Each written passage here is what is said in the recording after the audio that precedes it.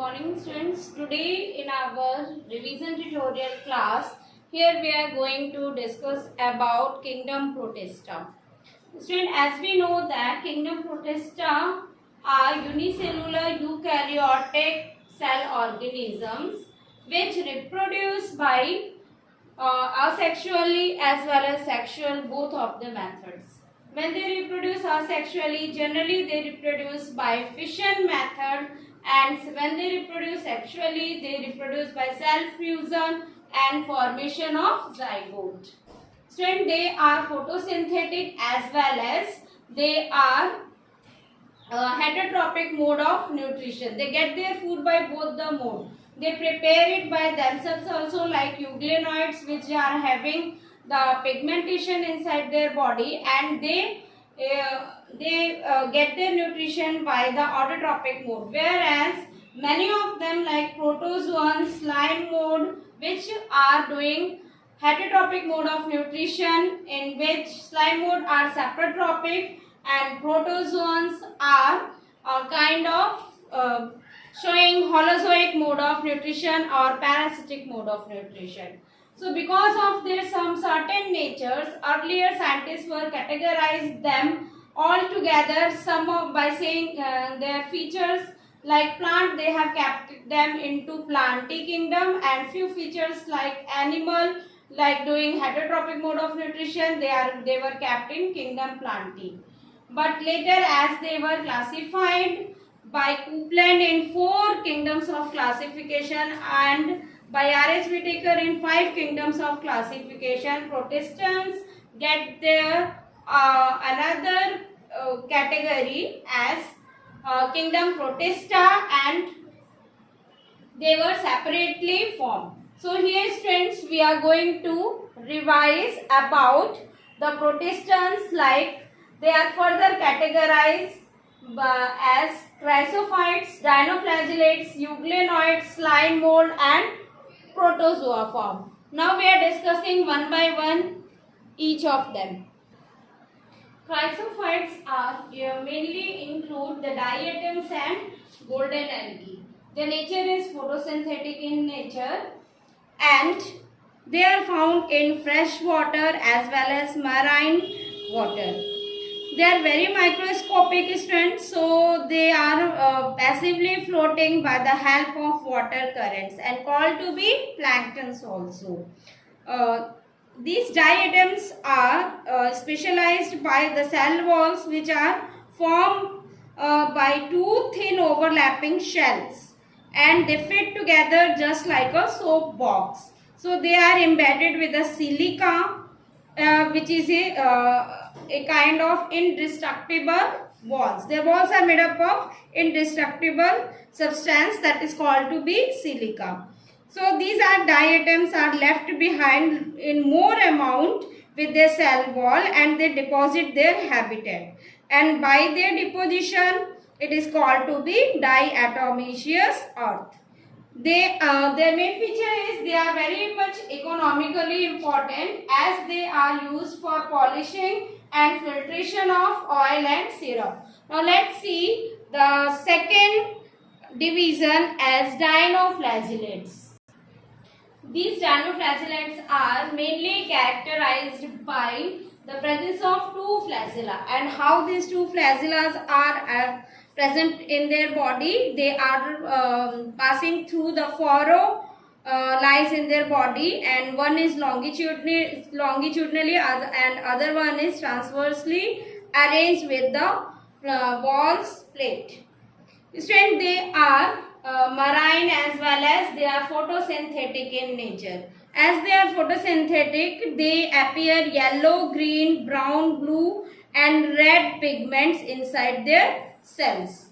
So due to their presence, they also causes red tides by the rapid multiplications. They form more number of it, and they causes red tides. They have a stiff cellulosic plate, and one more property is that they release toxins which may harm the marine fishes. So students, these dinoflagellates are specialized to be called as an example of Gonaculus, which causes red tides. Next category is of euglenoids. They are mainly found in fresh water which are stagnant.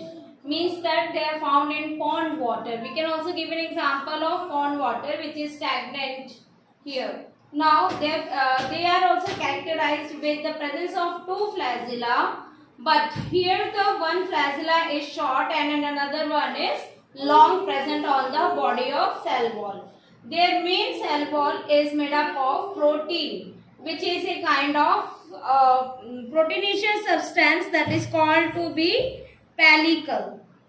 And due to the presence of this pellicle, their body is flexible in nature. They are photosynthetic as they have the pigments inside their body, because of which they are also categorized in plants category. They are doing the photosynthesis in the presence of sunlight. But when sunlight is not there, again they switch to the heterotrophic mode of nutrition. They reproduce by asexual method. Now, their example is very common, that is Euglena. The next type is slime mold, which are very common to be doing heterotrophic mode of nutrition, and they are saprotrophic in nature. Means that they are found to be on growing on dead and decaying matter. They reproduce by multiple fission method or sometimes by spore formation, as they have the property to form a very long plasmodium, develop a fruiting body of very long plasmodium. They are very famous to be known as they survive for many years, as they are able to survive in adverse condition also, and their spores are dispersed by air currents. Now let's see the last one type of protistans are called to be protozoans, which are pathogenic in nature. These protozoans, which are called pathogenic in nature, they are generally doing the process of heterotrophic mode of nutrition, and depending on their locomotion, as they have a locomotory organ inside their body, due to which they move from one place to another. Earlier they were categorized in kingdom Animalia by the scientists. So on the basis of their locomotory organ, they are further categorized as amoeboid protozoa, ciliated protozoa, flagellated protozoa and sporozoan protozoa. Now let's see what are amoeboid protozoa. Amoeboid protozoa are having in irregular body design. They are example as amoeba, and they have the cell membrane only to show locomotion, which is as we are saying that they are showing locomotion by the pseudopodia. These are reproducing by binary fission method. As well, they are found to be in all the habitats like freshwater, seawater and moist cell. So students, they are using their pseudopodia for capturing of their food. And in pathogenic nature, they are causing a disease called as amoebic dysentery, which is generally caused by a parasite of amoeba that is called as Entamoeba histolytica. Second is ciliated protozoa. Ciliated protozoa are mainly called to be because of the presence of hair-like, millions hairs-like structure, that is cilia. So they have the presence of cilia which allow them to move in water currents and capture their food. They also reproduce by binary fission method, and they also undergo holozoic mode of nutrition, in which their food is taken whole and then through 5 steps it gets digested and absorbed by the body. Their very common example is paramecium. Now the third one is flagellated protozoa. These flagellated protozoans are very free-living organisms which are parasitic in nature. And how they move? They move by the presence of flagella inside their body. They are also pathogenic as they are parasitic in the mode of nutrition. They causes disease like sleeping sickness. Their example is trypanosoma. This is a kind of protozoa which causes sleeping sickness disease. Now the last one is sporozoan protozoa. This sporozoan includes to be found as diverse organism, and they have an infectious spores-like stage in their life cycle. Their example is malarial parasite called to be Plasmodium. They reproduce by multiple fission method, or in adverse condition they make a spore outside their body which gets break in favorable condition at the cyst break and the spores comes out from it.